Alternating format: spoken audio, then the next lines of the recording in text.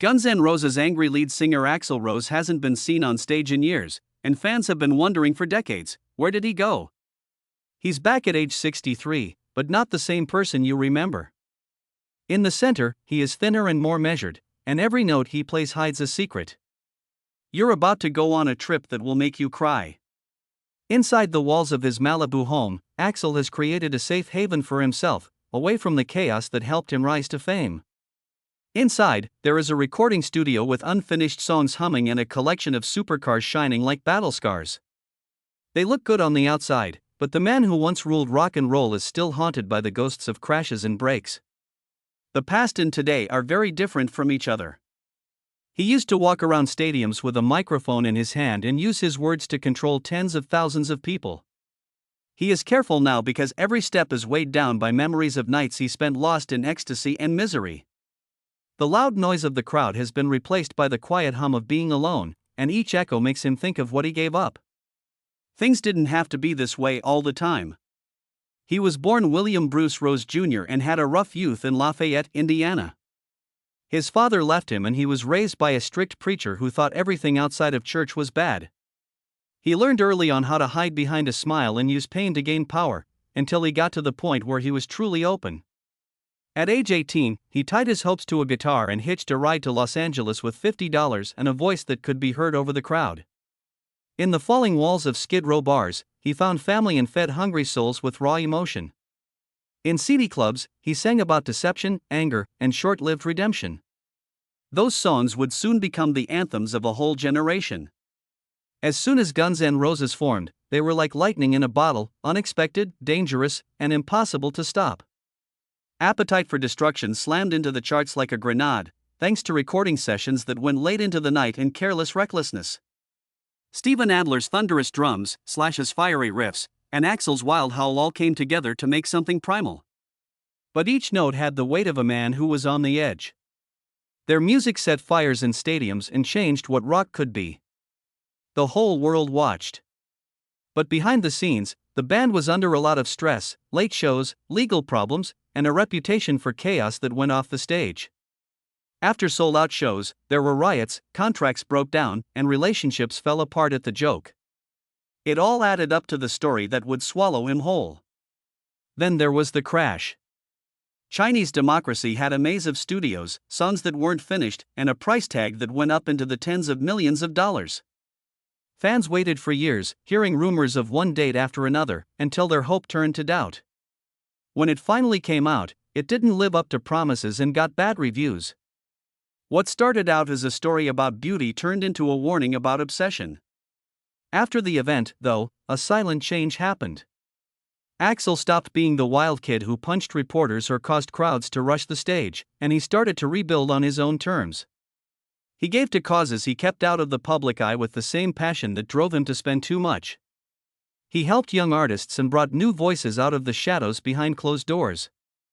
As the years went by, stories spread about hospitalizations, vocal strain, and disappearances that were similar to earlier breakdowns. Fans held their breath, asking if the man who used to scream at the moon could still sing a song that broke hearts.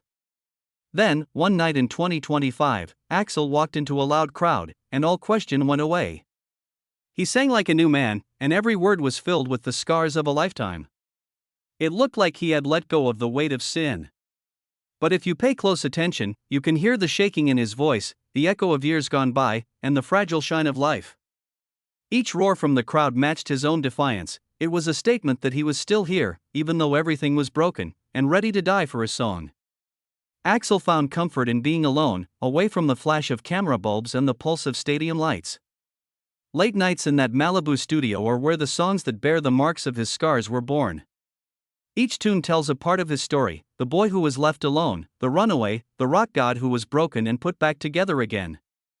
And he seemed at peace for the first time in years. He was on the verge of a new beginning and ready to show who he was.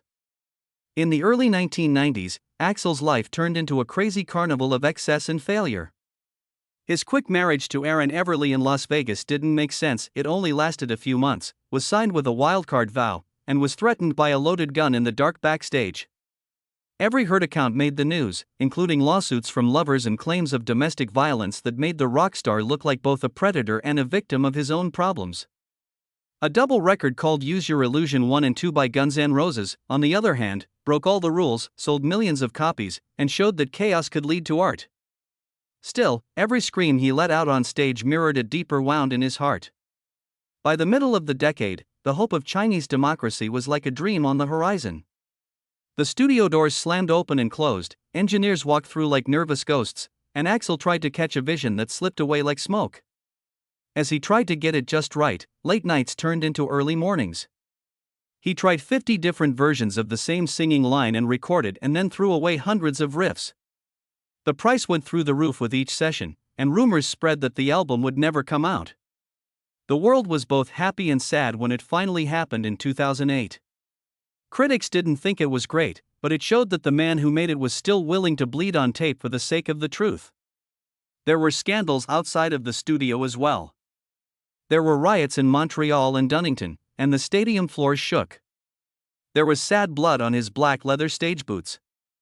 Fans and haters alike saw him as a man with wild urges that no one could control. Even though things were crazy, Axl helped behind the scenes. He got Steven Adler into rehab, raised money for AIDS charities during the worst parts of the crisis, and gave money to environmental causes that no magazine ever talked about. This duality, an artist who was broken by his own passion but could still be surprisingly kind, hinted at cracks under the angry exterior. In the chaos, Axl fought inner monsters that the stage lights couldn't get rid of. When he was in his 20s, he was diagnosed with bipolar disorder. He dodged lithium because he thought it would make him less creative. Instead, he chose to ride every manic peak and suicidal valley that hit his mind. People who went through past life regression therapy found strange comfort in memories, real or imagined, of battles from the past, cosmic quests, and souls connected across ages. Whether these visions were a blessing or a curse, they became part of his legend and inspired riffs that sounded like they were made of unquenchable anger and songs that hurt like they were written about lost lives. As the years went by, people got glimpses of Axl who was calmer. People heard about his $5 million Malibu property with high gates, where he kept a private fleet of Ferrari Enzos, Carrera GTs, and Spiders, each one more exclusive than the last. They weren't status symbols, they were loud therapy sessions on winding seaside roads with only the Pacific Ocean to listen to. Inside, a secret workshop was busy with unfinished songs and lyrics made from journal entries. He started writing again, but this time he did it his own way. He picked up pieces of memories and put them together in ways that sounded like both recovery and revolt. A fund set up in his honor quietly changed people's lives by giving scholarships to kids from poor families, helping musicians who were having trouble finding their voice, and giving grants to families dealing with mental illness. There were no interviews or big events for any of it. It happened without anyone knowing about it. It was a tribute to the boy who used to feel so alone that it seemed impossible to stay alive. He was kind as a protest against the idea that rock stars only care about themselves and their excess. He instead showed that kindness could be just as strong as distortion pedals and fireworks. Today, Axl Rose is 63 years old and at a crossroads he never could have dreamed when he was 20. He is still excited by the crowd's roar, but he is also listening for something deeper, a healing chord that has been strung through decades of noise and quiet. His first graphic book, a neon-filled cyberpunk fairy tale, shows that he is a storyteller who isn't afraid to use lines and shadows to retell his own story. The story is still going on. Every night when he comes back into the spotlight, he rewrites the last chapter, verse by verse and note by note, showing that he's finally ready to take charge of the stage of recovery. But be careful, the man who burned stages to the ground in the past still has coals of raw anger hidden beneath the smooth surface. Every word, every guitar strum, is marked with scars that won't go away. It's not just a comeback, it's a conclusion. Fans will soon realize that Axl's real power isn't just his voice, but also the unquenchable fire inside him. The lights go down, and stadiums that used to be roaring with his voice are quiet with anticipation. Tonight, Axl walks onto a stage that is both very familiar and very strange to him. His shape cuts through the amber glow of the spotlights like a hero coming back from battle without being seen.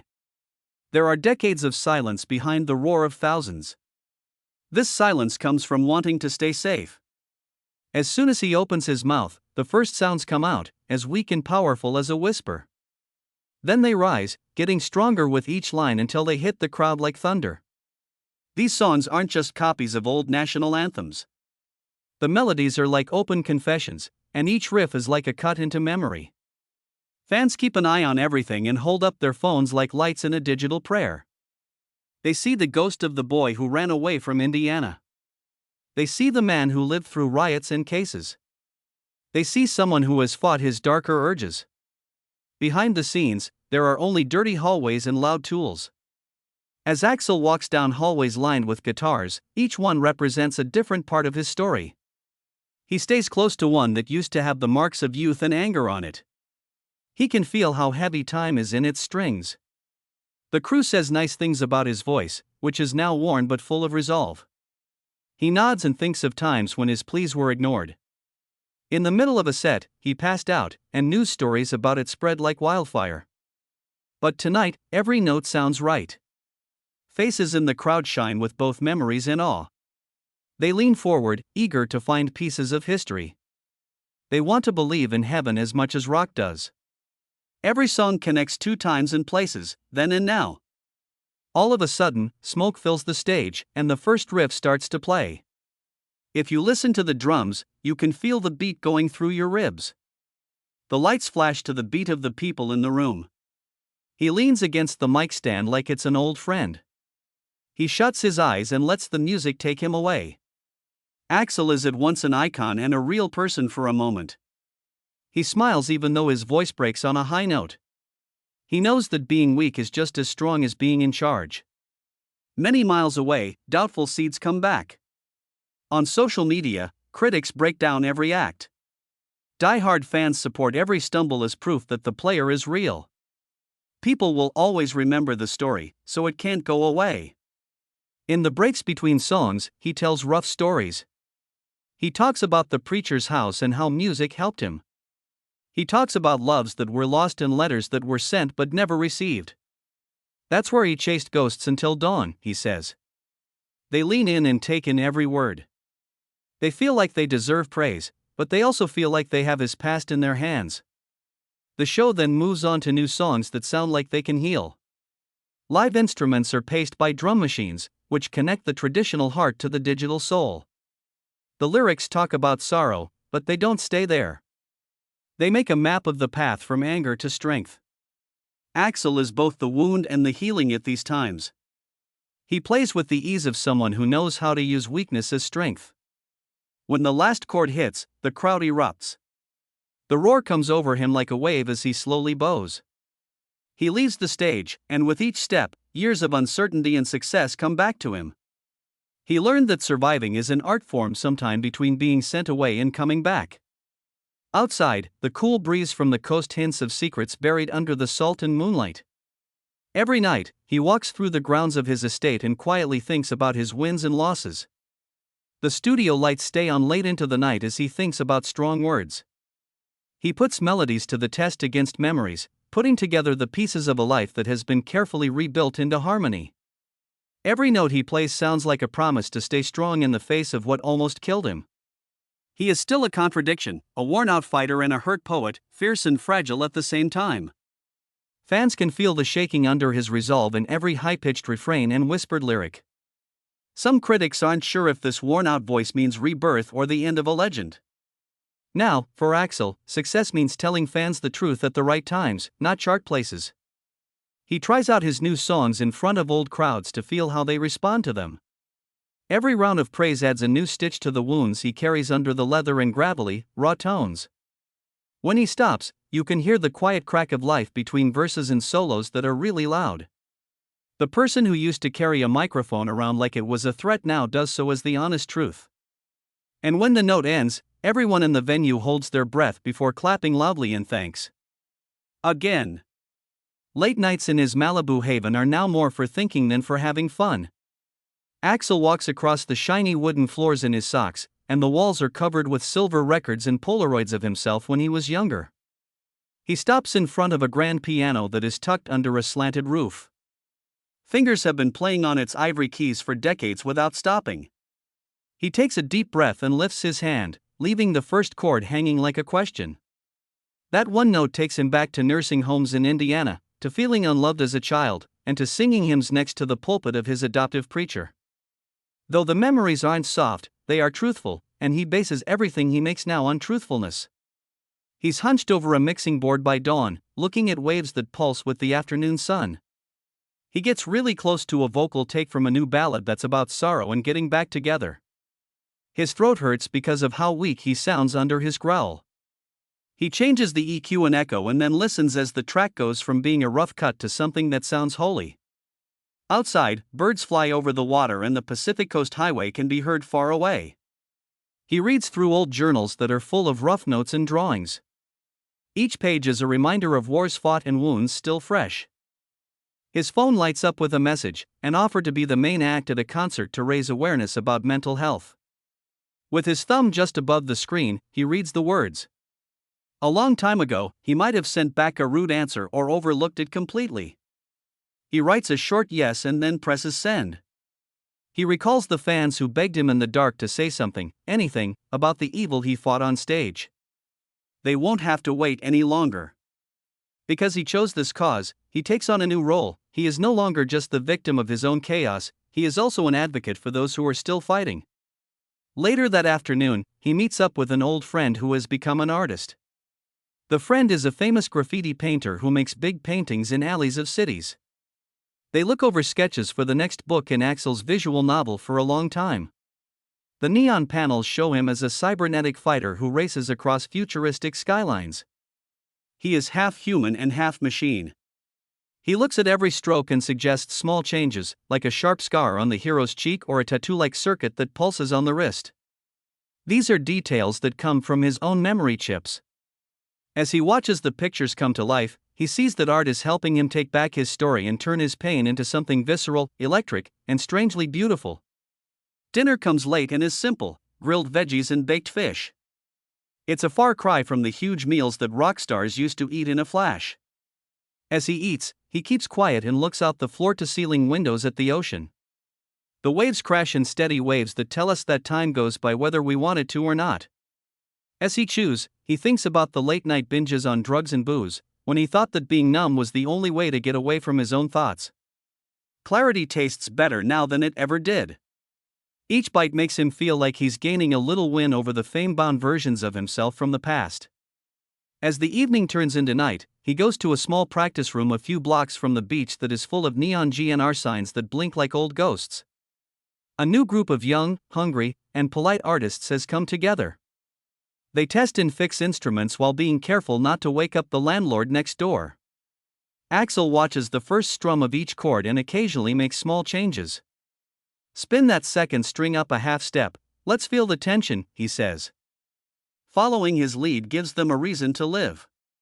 They're not just there for him, they're writing the next part of his story with him. The set list for tonight is a thoughtful mix of old and new songs. As they start to play a simple version of This I Love, the spotlight makes the wall's shadows longer. His voice sounds old and worn from all the miles he's been on.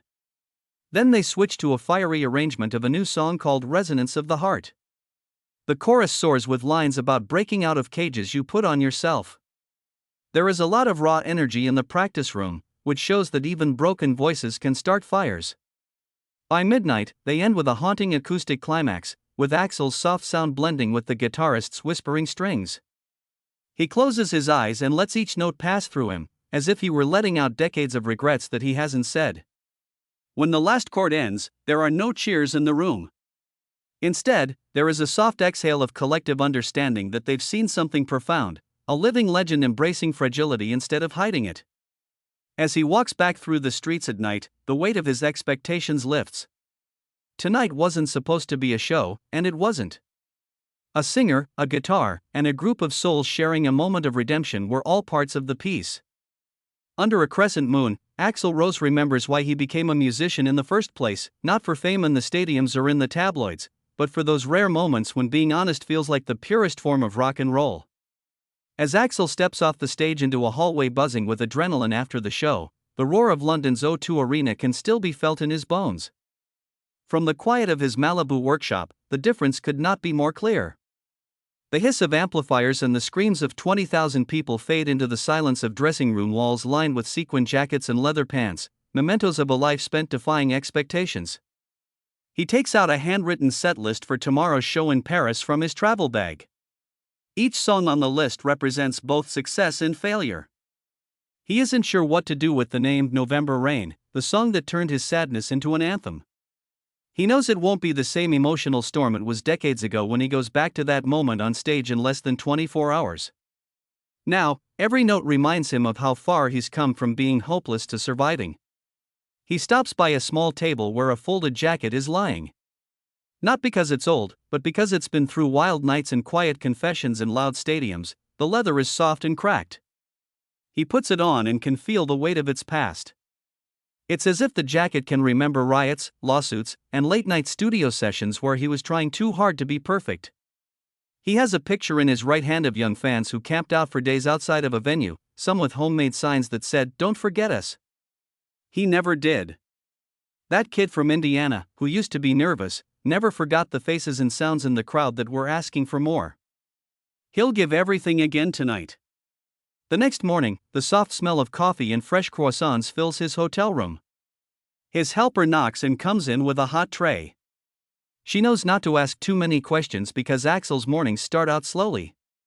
He is filled with steam as he reads a message from the organizer of a mental health charity. They want him to be on stage next week in Berlin for a panel talk. His coffee is almost done when he nods. Through crippling doubt, manic highs, and coming very close to suicide, it's another chance for him to use his own story to help people who are suffering alone. As a child, he thought that having feelings was wrong. That's why he says they are safety now. After a while, he sneaks into the back of a sleek black van headed for the airport. The city fades into the background, leaving only the blurred forms of taxis and old brick buildings. Fans have sent him messages like, "Thank you for saving my life and your lyrics got me through." He reads each one and feels responsible. He types back, "Keep going. There is light." He's no longer just a rebellious voice, he's also a voice for hope. Once he's on the private jet, he's by himself and reading over the pages of his soon-to-be-published book. The story is told in an honest way, with horrifying childhood memories, band betrayals, and an unwavering quest for perfection that almost killed him. Before the end of each story, there is a question: what happens when the world's applause fades? It's something he still struggles with. He highlights important parts and then writes the answer to his own question in the margin: "You keep singing." By afternoon, the jet is heading toward Paris. When he sees the cityscape, he looks down and sees the Seine running through it. He used to be scared of the thought of going back to Europe because he remembered the cases in Dunnington and the riots in Montreal. But now he sees these parts as what led to starting over. He practices the beginning of tomorrow's show in his mind: a soft piano, dimmed lights, and a single spotlight. Then there's a build-up, with electricity running through the fretboards and drum skins until the crowd's roar gets louder. He wants them to feel more than just the echo of a legend from the past. He wants them to feel the heartbeat of a live artist. The next night, he screams and stands in front of the curtain on stage. The beating doesn't feel like a mad rush to show his worth, it's now a steady drum of thanks. As soon as he steps into the glow, the first chords hit like a lightning bolt.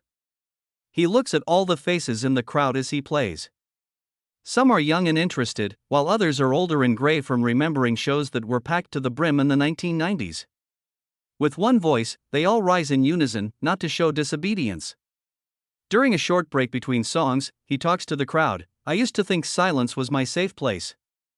But it almost killed me." Being open and honest is not the same thing as being weak. It's how we connect. The crowd holds its breath before exploding in a round of applause that is as loud as the instruments. He smiles because he knows that this precise moment, unaltered, is the start of a new era. When he gets backstage after the show, his guitar tech is already there with a package from his foundation's office that was delivered late at night. A lot of letters and drawings from kids he's helped are inside, along with school papers and pictures of them playing guitar in homemade bands. Before getting on the van, he carefully picks them up and puts them in the pocket of his coat. There are a lot of people out there who are fighting the same darkness as him, and every letter, song, memoir page, and gift can save a life. Many months later, when the tour is over and he gets back to Malibu, he puts his jacket on an old stand by the door. It's quiet at home, and he walks quickly to the studio to listen to the new songs. He shuts his eyes and lets the music take him back to the boy who ran away from Indiana with just a guitar case and a dream. He now has a home, a team, and a history. He has a voice, though, that no amount of absence, debate, or chaos could ever really drown out. Even after the last encore, Axl stays on stage in his mind, playing back every moment of the tour as if each song were a lifeline pulled from the depths of memory. But as soon as he steps off the platform, reality hits him hard: the empty dressing room, the sound of his heart still beating, and the smell of sweat and excitement that lingers. He stops in front of the mirror and runs his fingers along the lines of his jacket as if he were seeing an old friend. In its worn-out leather, he sees a patchwork of different selves from the past: the lost child with wide eyes, the unstable star, and the battered survivor. Every review has a lesson written in it, made of both pain and victory. He doesn't smoke or drink tonight.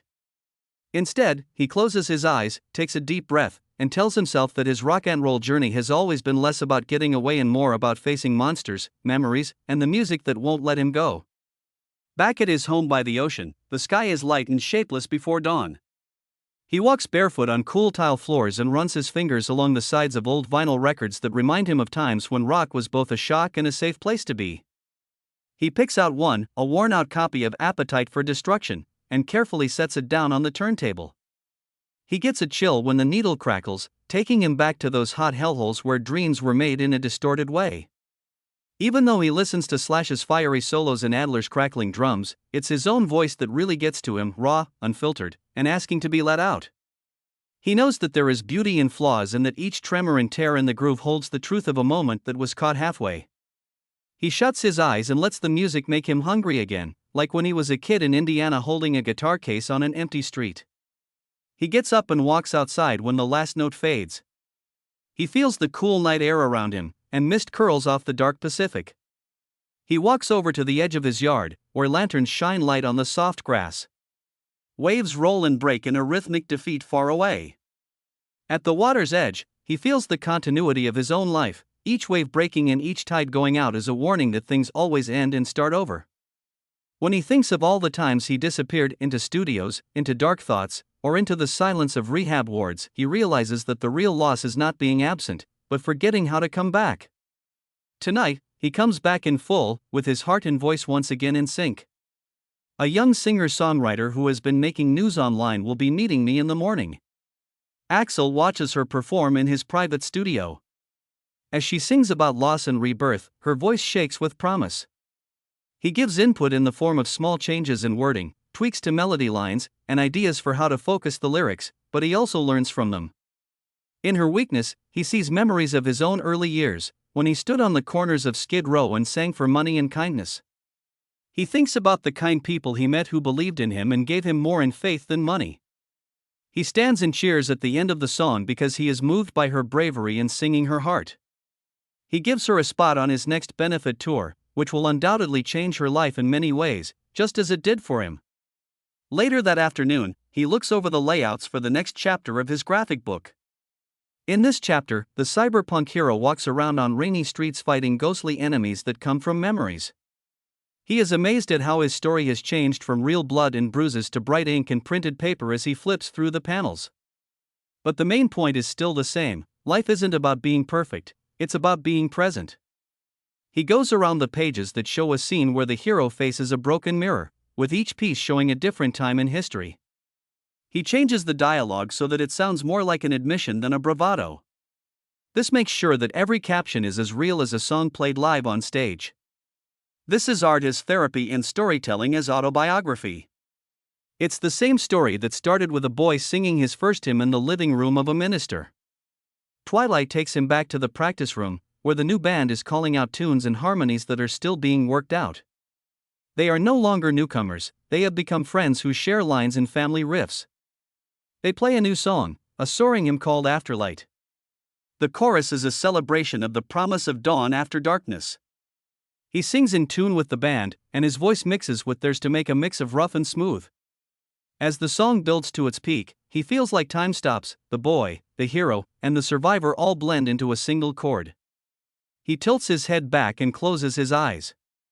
The last note swirls around him, getting rid of any question that might still be there. As he walks home, he stops one last time by the ocean. The moon's silver path seems to go on forever. He bends down and picks up a handful of wet, cold, and constantly moving sand. He then lets it fall through his fingers. In a way, the world is made up of small, brief pieces that, when put together, form the ground beneath his feet. This makes him smile. His deep breaths make him say to the night, "Thank you." Not for the fame, the money, or the chaos, but for the melody that never ended, for every broken chord he learned to fix, and for the promise that he can write his own story again as long as he can sing. In that quiet place, under a huge sky full of stars, Axl Rose knows that his trip is far from over. The next album, the next benefit show, and the next book of inked heroics are all ready and waiting for his words to make them real. As he walks away from the water, his boots crunch on the sand, and the sounds of the past and the future mix. He is ready to show that even the meanest criminals can become builders of hope, and that forgiveness lasts as long as the waves that come and go from the ocean.